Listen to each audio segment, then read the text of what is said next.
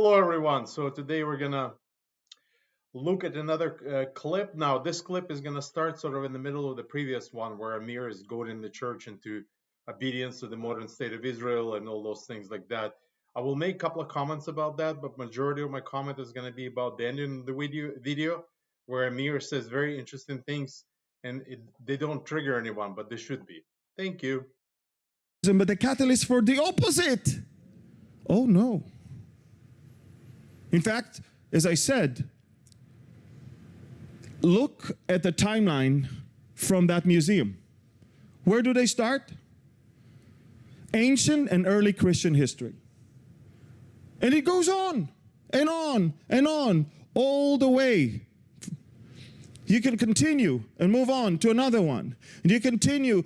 Don't worry, when you get the presentation, you can dwell longer and read more.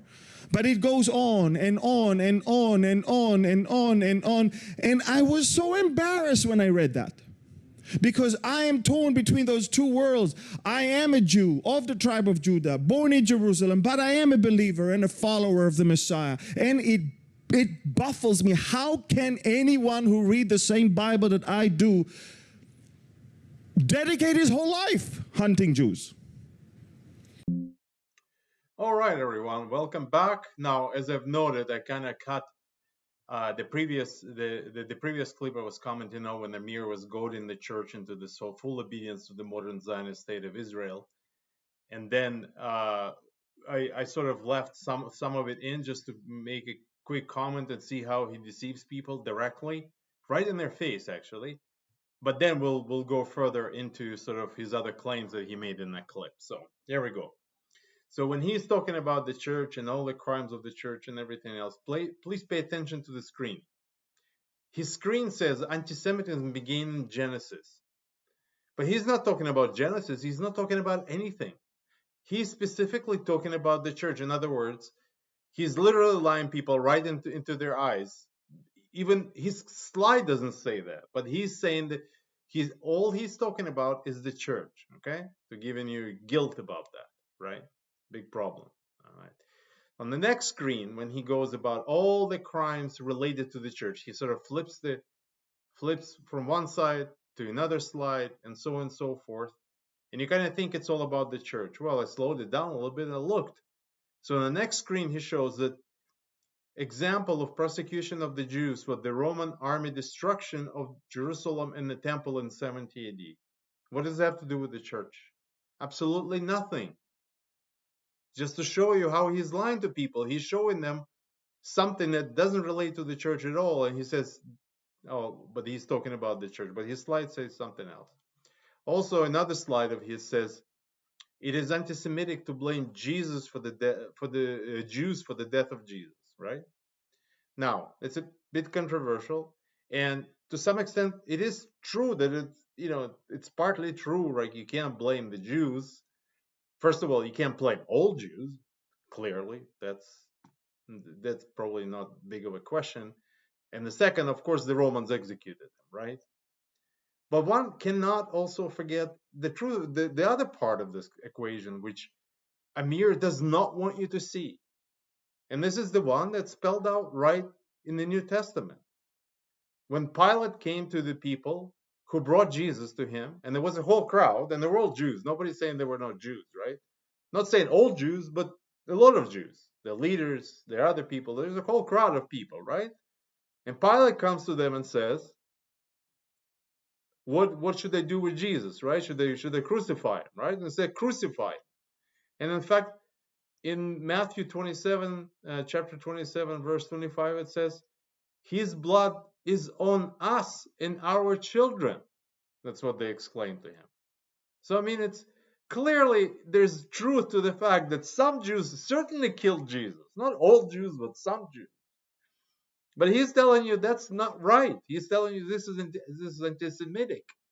So literally, you have to bend under his pressure to contradict your own scriptures to confirm what he's saying, to affirm what he's saying. I mean, it's just outright madness. But that's fine. I'm done with that part. Let's go to the juicy part. Amir says that he's torn between the Jews being the sort of Jew being in the church. Okay. Now he's correct in stating that, but for a different reason than he intends. Because what is being a Jew? What is a Jew? Jew is somebody who is attached to Judaism, either directly by following Judaism directly, like say Orthodox Jews or even Reformed Jews or whatever, or attached to Judaism through progenitors who used to follow Judaism. That's who the Jew is. Jew is a religion. It's not an ethnicity. It's not a nationality. It's not a race. Okay? It's somebody who either follows Judaism or whose progenitors who have followed Judaism. Okay? Now, uh, when we go to the first century AD, 2,000 years ago, there was such a thing as an ethnic Jew. Nobody's denying that. The question is how those ethnic Jews who lived in Judea 2,000 years ago relate to people like Amir. Well, that's not quite clear, right? And of course, if you follow Judaism, you can't be Christian. Now, this is in simple terms of Pauline theology. I mean, it's just impossible, right? You can't follow Judaism and Christianity. So obviously, you're torn. So in that sense, Amir is correct. But this is just, as I mentioned, it's a bit of a happenstance. What he really means is that being Jewish ethnically or national or race is somehow in contradiction with being a Christian, which is complete nonsense because the first Christians obviously were Jews, right? But they were real ethnic Jews because there was such a thing as a Jewish ethnicity. But that doesn't relate to people today. Today, if you claim in the Jews is either ethnicity or race, how in the world does Ivanka Trump, a recent convert to Judaism, is related to a black Ethiopian Jew or to an Indian Jew or Bukharian Jew from Uzbekistan? Is she related to them by any means? No. The only method of connections between all these people is a religion. Okay?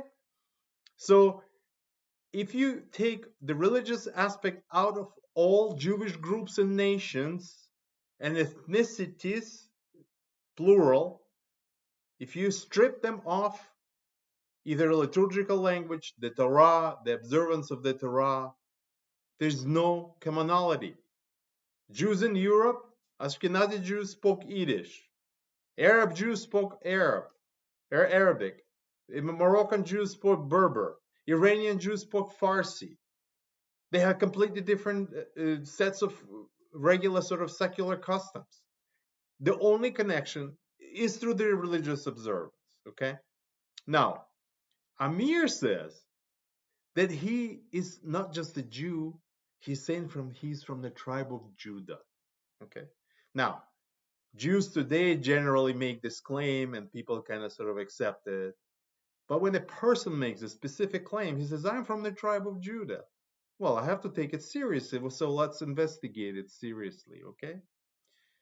To begin with, I can tell you right now, there's not a single genealogy, personal genealogy in existence for anyone, among any Jews of any kind, whether it's Sephardic Jews, whether being Indian Jews, Bukharian Jews, for Ethiopian Jews, Russian Jews, whatever, Ashkenazi is a total. There's not a single genealogical account of a single person who can say they came from the tribe of Judah. Okay? So I can tell you right now that Amir cannot have this genealogy. It just simply doesn't exist. Okay? Second, now I was trying to find out background of Amir. I don't know, I mean, I was trying. Anyway, I went to ChatGPT and I found out that according to ChatGPT, both of his parents were immigrants from Poland. Okay? And on that basis, Amir Tsarfati must be an Ashkenazi Jew. Okay? Now, if he's an Ashkenazi Jew, that means Tsarfati is not his real name, because Tsarfati is a name with a Sephardic undertone that not a single Jew in Poland ever had. So it's assumed identity. And why is assumed identity? Because Amir wants to pass for somebody who is indigenous to Palestine. Okay? That's why it's assumed identity. This is why first 9 out of first 10 Israeli prime ministers had altered names. Because, for example, Ben Gurion, his real name is Grun. It's a German name. Okay. So, but he wanted to sound like he's from the Middle East, so he made himself a Ben Gurion. Okay. Itzhak Rabin. Rabin is not his real name. His real name is Rabinovich, which is again, it's a Polish Jewish name. Okay. Even Netanyahu, his parents, Netanyahu is not his real name. He makes himself pass for indigenous to the Middle East. His real name is Milikovsky.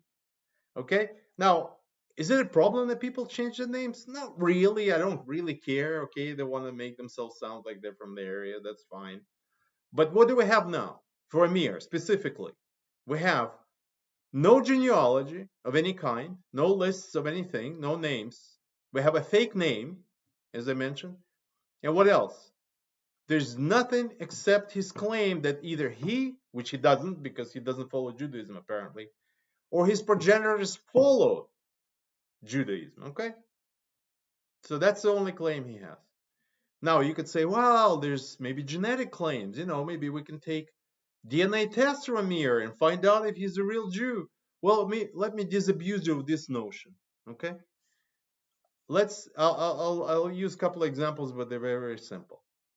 If you want to look at genetic evidence and claim there's such a thing as a Jewish gene, you will find exactly nothing.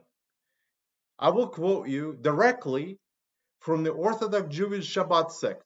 Okay, that's what they say about the existence of Jewish gene. Okay, they say, as mentioned, Jewish identity follows the maternal line. If your mother is Jewish, you are Jewish. However, there's no such thing as a Jewish gene. So genetic testing cannot conclusively state whether a person is Jewish. That's what Shabbat text is actually right in one aspect of it.